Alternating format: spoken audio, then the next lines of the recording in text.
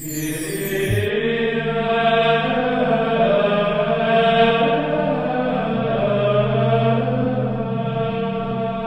el nombre del Padre, del Hijo, del Espíritu Santo, el Señor esté con vosotros.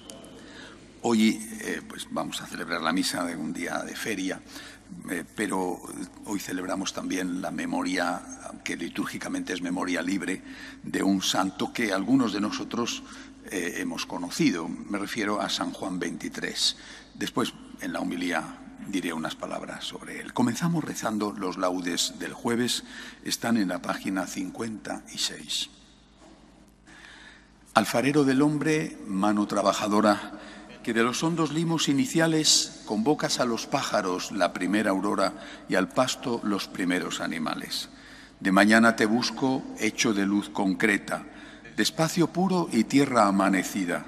De mañana te encuentro, vigor, origen, meta, de los sonoros ríos de la vida. El árbol toma cuerpo y el agua melodía. Tus manos son recientes en la rosa. Se espesa la abundancia del mundo a mediodía y estás de corazón en cada cosa. No hay brisa si no alientas, monte si no estás dentro, ni soledad en que no te hagas fuerte. Todo es presencia y gracia, vivir es este encuentro, tú por la luz, el hombre por la muerte. Que se acabe el pecado, mira que es desdecirte dejar tanta hermosura en tanta guerra. Que el hombre no te obligue, Señor, a arrepentirte de haberle dado un día las llaves de la tierra. Amén. En la mañana, Señor, hazme escuchar tu gracia. Señor, escucha mi oración. Tú que eres fiel, atiende a mi súplica. Tú que eres justo, escúchame. No llames a juicio a tu siervo, pues ningún hombre vivo es inocente frente a ti. El enemigo me persigue a muerte, empuja mi vida al sepulcro.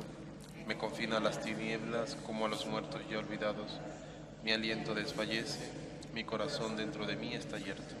Recuerdo los tiempos antiguos, medito todas tus acciones. Considero las obras de tus manos y extiendo mis brazos hacia ti. Tengo sed de ti como tierra reseca. Escúchame enseguida, Señor, que me falta el aliento. No me escondas tu rostro, igual que los que bajan a la fosa. En la mañana hazme escuchar tu gracia, ya que confío en ti. Indícame el camino que he de seguir, pues levanto mi alma a ti. Líbrame del enemigo, Señor, que me refugio en ti. Enséñame a cumplir tu voluntad, ya que tú eres mi Dios. Tu espíritu que es bueno, me guíe por tierra llana. Por tu nombre, Señor, consérvame vivo. Por tu clemencia, sácame de la angustia.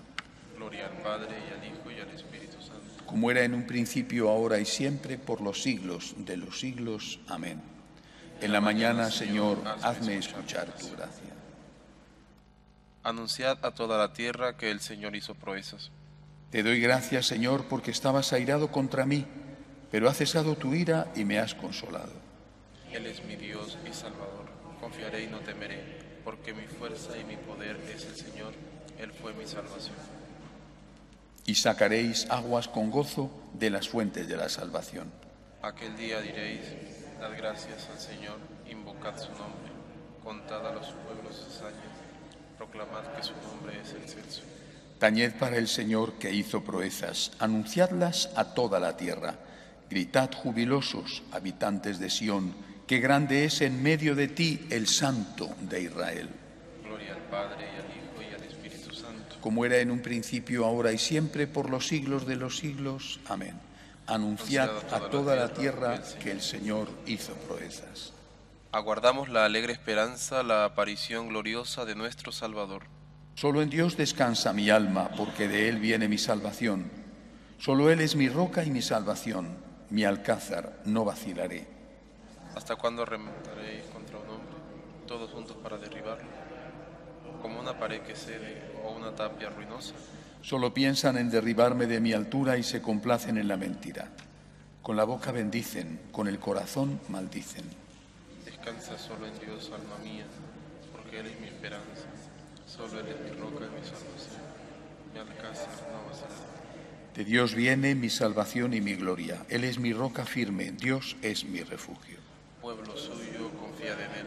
Desahogad ante Él vuestro corazón, que Dios es nuestro refugio. Los hombres no son más que un soplo, los nobles son apariencia. Todos juntos en la balanza subirían más leves que un soplo. No confiéis en la opresión, no pongáis ilusiones en el robo. Aunque crezcan vuestras riquezas, no le deis el corazón. Dios ha dicho una cosa y dos cosas que he escuchado. Que Dios tiene el poder y el Señor tiene la gracia, que tú pagas a cada uno según sus obras. Gloria al Padre, al Hijo y al Espíritu Santo. Como era en el principio, ahora y siempre, por los siglos de los siglos. Aguardamos la alegre esperanza, la aparición gloriosa de nuestro Salvador. Oremos. Dios Todopoderoso y Eterno, que con amor generoso desbordas los méritos y deseos de los que te suplican, derrama sobre nosotros tu misericordia para que libres nuestra conciencia de toda inquietud y nos concedas aún aquello que no nos atrevemos a pedir. Por Jesucristo nuestro Señor.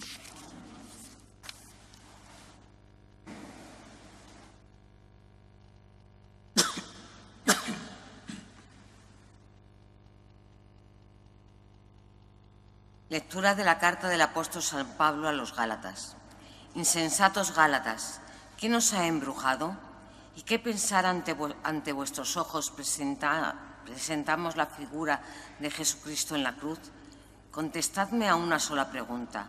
¿Recibisteis el Espíritu por observar la ley o por haber respondido a la fe?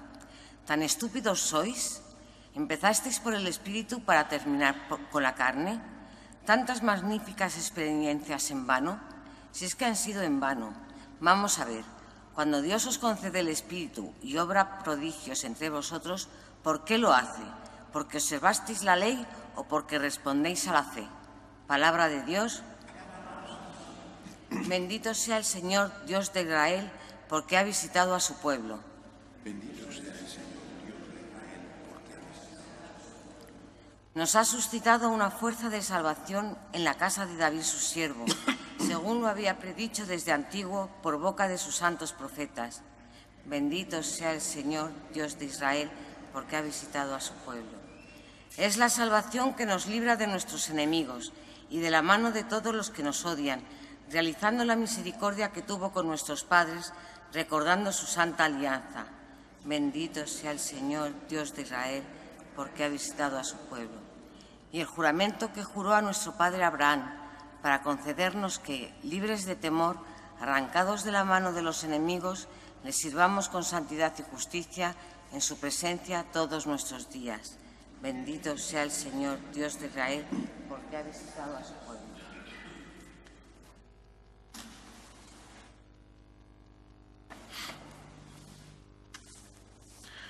El Señor esté con vosotros.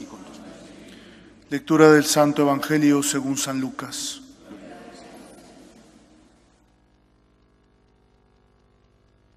En aquel tiempo dijo Jesús a sus discípulos: si alguno de vosotros tiene un amigo y viene durante la medianoche para decirle: amigo, préstame 3 panes, pues uno de mis amigos ha venido de viaje y no tengo nada que ofrecerle. Y desde adentro el otro le responde: no me molestes, la puerta está cerrada, mis niños y yo estamos acostados. No puedo levantarme para dártelos. Si el otro insiste llamando, ya os digo que si no se levanta y se los da por ser amigo suyo, al menos por la importunidad se levantará y le dará cuanto necesite. Pues así os digo a vosotros: pedid y se os dará, buscad y hallaréis, llamad y se os abrirá, porque quien pide recibe, quien busca halla, y al que llama se le abre. ¿Qué padre entre vosotros, cuando el hijo le pide pan, le dará una piedra? ¿O si le pide un pez, le dará una serpiente? ¿O si le pide un huevo, le dará un escorpión? Si vosotros, pues, que sois malos, sabéis dar cosas buenas a vuestros hijos, cuanto más vuestro Padre Celestial dará el Espíritu Santo a los que se lo piden. Palabra del Señor. Otras veces ya os he hablado comentando este Evangelio de hoy, por eso hoy prefiero dedicar esta pequeña reflexión al santo cuya memoria la Iglesia celebra esta mañana. Me refiero a San Juan 23. Hablar de San Juan 23 es hablar de un santo está canonizado. Esto es lo primero. Habrá quien le guste mucho, habrá quien no le guste nada. Es un santo, está canonizado. Personalmente, aunque viví y nací en su pontificado, pero no le conocí personalmente como sí a sus sucesores. Se le conocía, y creo que con justicia, como el Papa Bueno. Este fue el título que le dio el pueblo, el Papa Bueno. Un hombre de una gran bonomía, de una gran bondad natural, con infinidad de anécdotas, a cual más simpáticas, ¿no? Pero quizá Juan XXIII va a estar siempre unido a la figura, al acontecimiento del Concilio Vaticano II, que fue convocado por él y murió apenas empezado. O sea, después de la primera sesión del concilio. Las sesiones duraban 3 o 4 meses, se hacían en el otoño. Después de la primera sesión murió y fue sustituido como vicario de Cristo por Pablo VI, que fue el que llevó a la conclusión el Concilio Vaticano II. Juan XXIII convocó el concilio con una idea. La palabra era aggiornamento, una palabra italiana que no tiene fácil traducción al español. La traducción más ajustada sería puesta al día, poner al día, aggiornar, poner al día. Poner al día no solamente en informarte qué está pasando, ponme al día, ¿no? Cuéntame, sino poner al día en el sentido de actualizar o modernizar. Esta palabra encierra, por lo tanto, un gran peligro. Modernizar, actualizar, ¿con respecto a qué? Con respecto a qué, al mundo. Modernizar en el sentido de mundanizar, poner al día en el sentido de hacer que la Iglesia se acomode al mundo. Ese es el riesgo, y sin duda este riesgo estuvo siempre presente en las distintas sesiones del Concilio Vaticano II. Pero no es lo que quería el Papa Juan. Él, junto a la palabra aggiornamento, utilizó otro concepto: ir a las fuentes, ir a la raíz, volver a la primitiva Iglesia, o sea, modernizar la Iglesia, ponerla al día, pero siendo fieles a la raíz apostólica, a la raíz de la palabra de Dios, de las enseñanzas de los apóstoles e incluso de la tradición. Se olvida, por ejemplo, que Juan XXIII es el que hace un documento insistiendo en la necesidad del latín. O sea, mucha modernización en el sentido que se entiende no tendría cuando insiste en la necesidad de que se estudie el latín en los seminarios. Bueno, es decir, el Papa siempre tenía en la mirada que la Iglesia tiene que actualizarse, el mundo cambia, hay nuevas situaciones, por ejemplo, la valoración de la mujer, la valoración de la ecología, pero que tiene que ser fiel a sus raíces. Y ahí es donde se produce el gran debate en el Concilio Vaticano II. Yo fui durante 6 años compañero de trabajo, discípulo, amigo del mejor periodista, al menos en lengua española, que informó sobre el Vaticano II. José Luis Martín Descalzo escribió 4 libros imprescindibles para entender aquello que se llamaban Un periodista en el concilio. Libros imprescindibles porque él vivió el concilio trabajando, ya era sacerdote, pero trabajando como periodista desplazado en Roma. Y después tuve la oportunidad de hablar muchas veces largo, tendido con él sobre el concilio y su desarrollo. Y recuerdo algunas cosas que él me decía. El concilio se prepara de una manera, se hace de otra y se aplica de otra. Se prepara con una idea. Cuando llegan al concilio hay algunos que están muy bien organizados, podríamos llamarles, por poner un apelativo, los progresistas o los liberales, por poner un apelativo.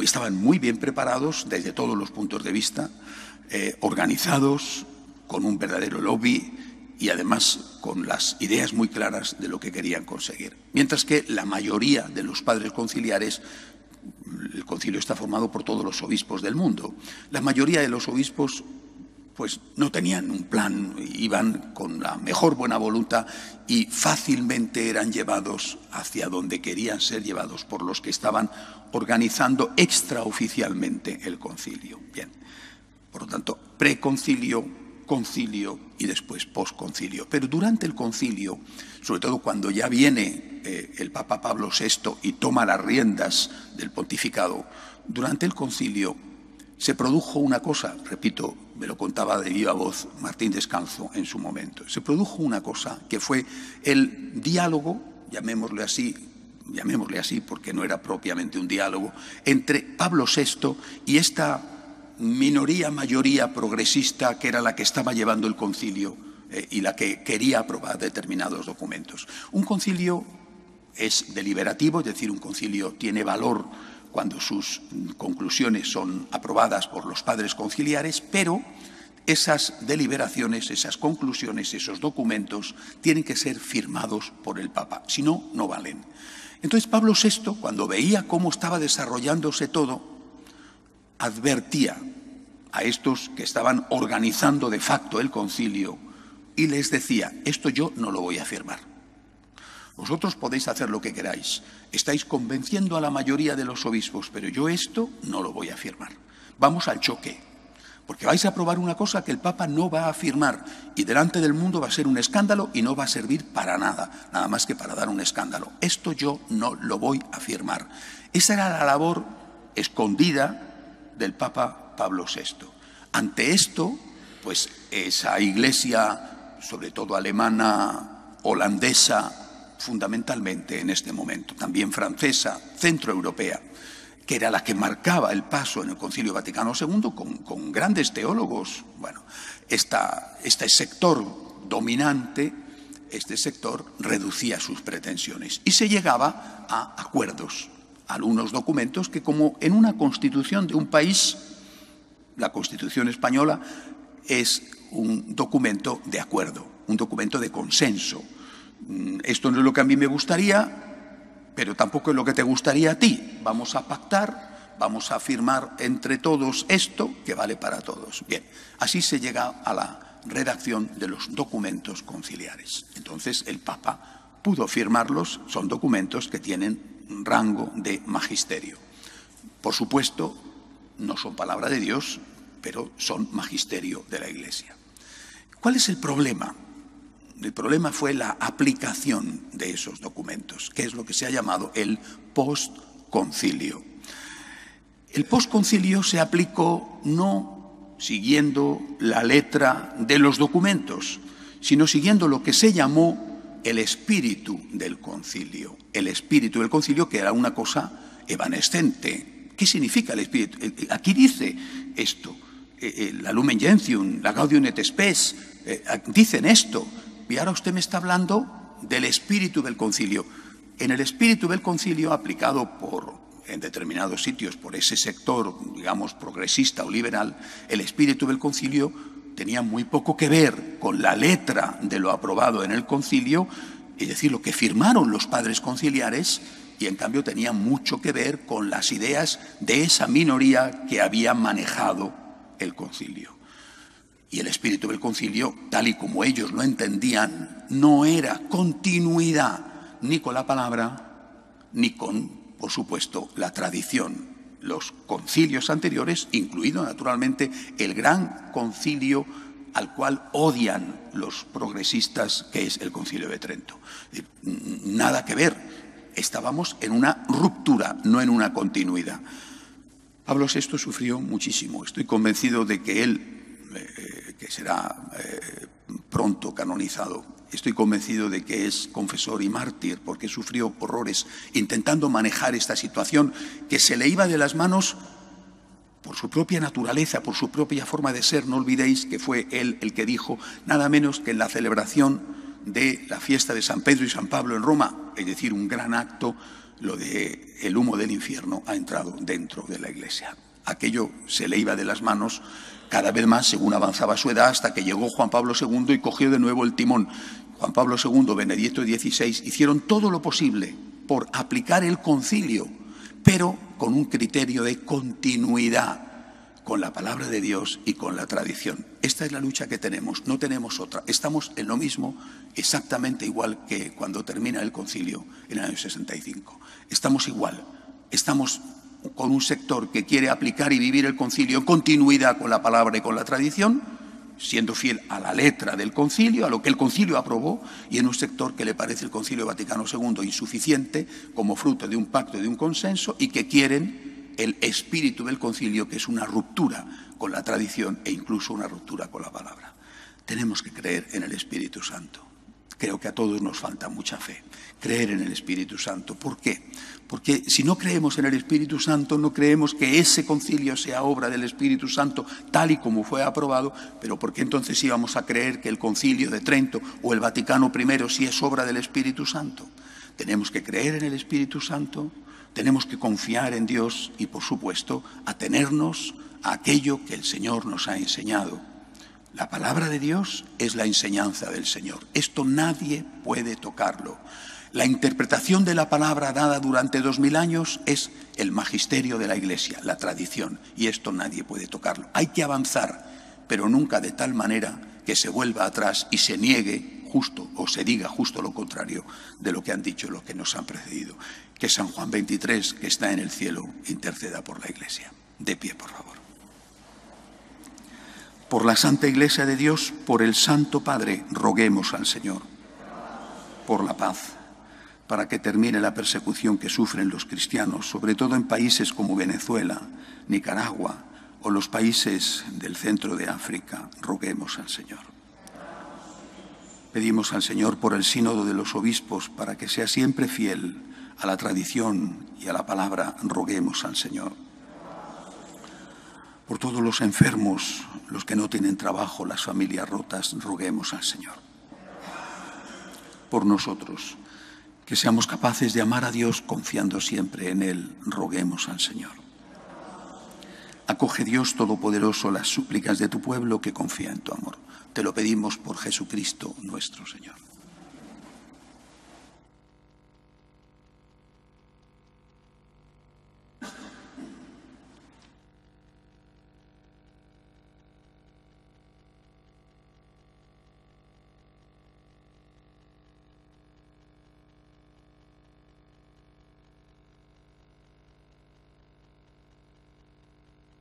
Bendito seas, Señor, por este pan, fruto de la tierra y del trabajo del hombre, que recibimos de tu generosidad y ahora te presentamos.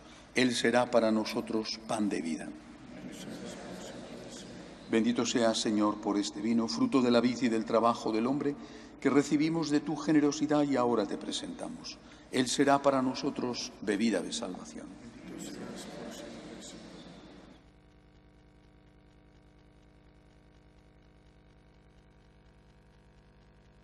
Orad, hermanos, para que este sacrificio mío y vuestro sea agradable a Dios Padre Todopoderoso.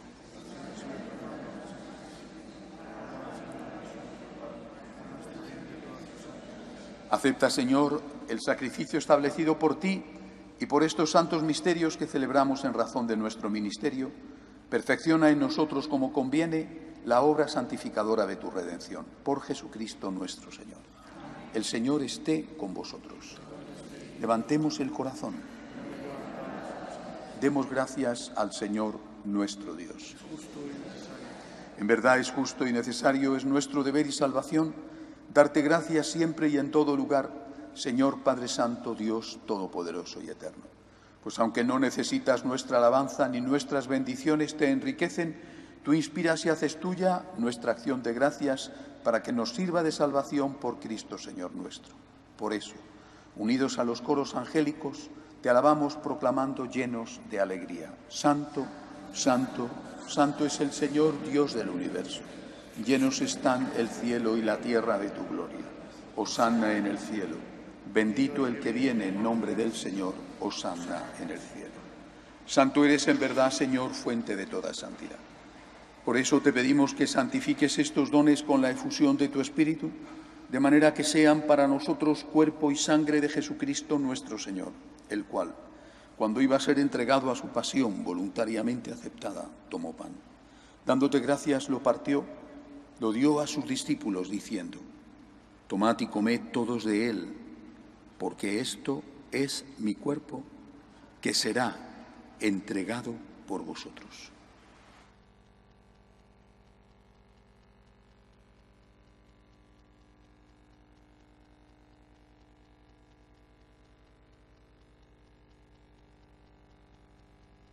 Del mismo modo, acabada la cena, tomó el cáliz y dándote gracias de nuevo lo pasó a sus discípulos diciendo: tomad y bebed todos de él, porque este es el cáliz de mi sangre. Sangre de la alianza nueva y eterna, que será derramada por vosotros y por muchos para el perdón de los pecados. Haced esto en conmemoración mía.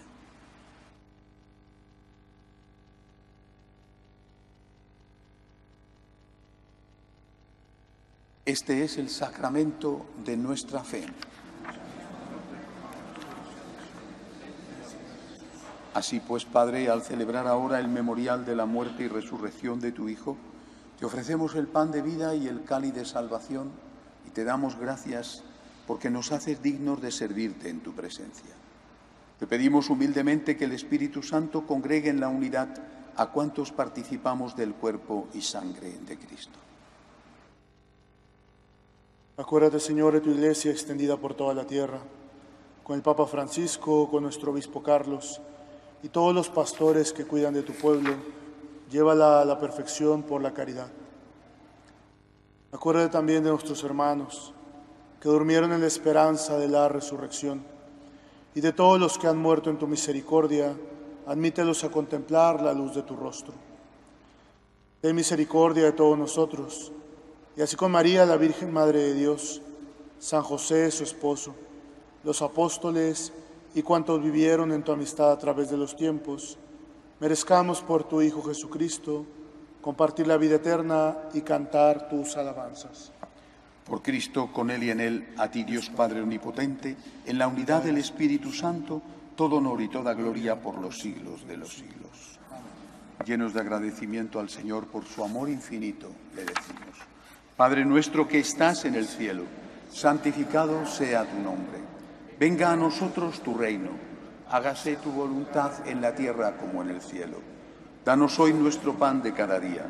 Perdona nuestras ofensas, como también nosotros perdonamos a los que nos ofenden.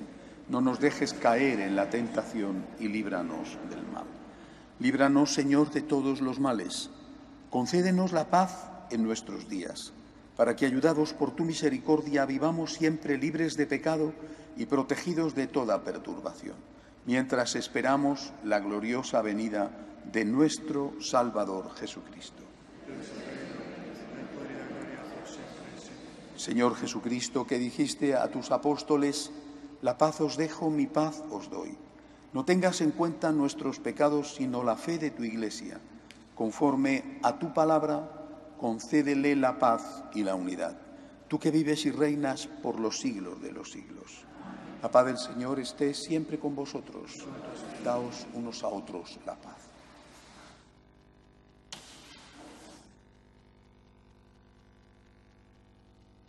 Cordero de Dios, que quitas el pecado del mundo, ten piedad de nosotros. Cordero de Dios, que quitas el pecado del mundo, ten piedad de nosotros. Cordero de Dios, que quitas el pecado del mundo, danos la paz.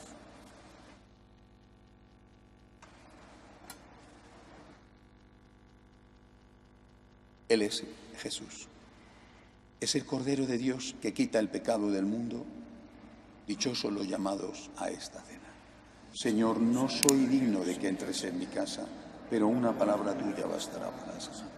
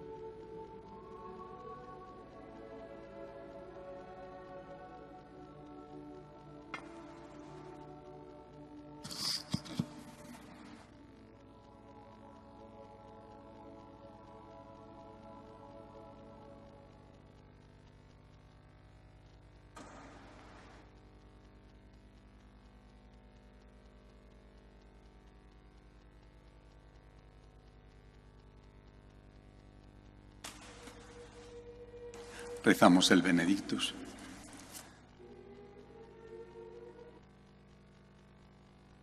Bendito sea el Señor, Dios de Israel, porque ha visitado y redimido a su pueblo, suscitándonos una fuerza de salvación en la casa de David, su siervo, según lo había predicho desde antiguo por boca de sus santos profetas.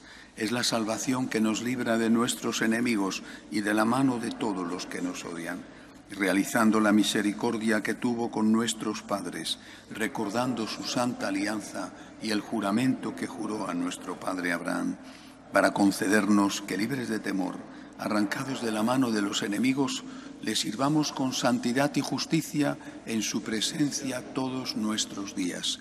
Y a ti, niño, te llamarán profeta del Altísimo, porque irás delante del Señor a preparar sus caminos, anunciando a su pueblo la salvación, el perdón de sus pecados. Por la entrañable misericordia de nuestro Dios, nos visitará el sol que nace de lo alto, para iluminar a los que viven en tinieblas y en sombra de muerte, para guiar nuestros pasos por el camino de la paz. Gloria al Padre, al Hijo y al Espíritu Santo, como era en un principio, ahora y siempre, por los siglos de los siglos. Amén. Acuérdate de tu misericordia, Señor, de lo que has prometido a nuestros padres. Oremos. Concédenos, Señor Todopoderoso, que de tal manera saciemos nuestra hambre y nuestra sed en estos sacramentos, que nos transformemos en lo que hemos recibido. Por Jesucristo nuestro Señor. El Señor esté con vosotros. La bendición de Dios Todopoderoso, Padre, Hijo y Espíritu Santo, descienda sobre vosotros. Podéis ir en paz. Dios te salve, Reina y Madre de misericordia, vida y dulzura, esperanza nuestra. Dios te salve. A ti llamamos los desterrados hijos de Eva. A ti suspiramos gimiendo y llorando en este valle de lágrimas. Ea pues, Señora, abogada nuestra, vuelve a nosotros esos tus ojos misericordiosos, y después de este destierro muéstranos a Jesús, fruto bendito de tu vientre. Oh clementísima, oh piadosa, oh dulce siempre Virgen María, ruega por nosotros, Santa Madre de Dios, para que seamos dignos de alcanzar las promesas de nuestro Señor Jesucristo. Amén. San Miguel Arcángel, ruega por nosotros.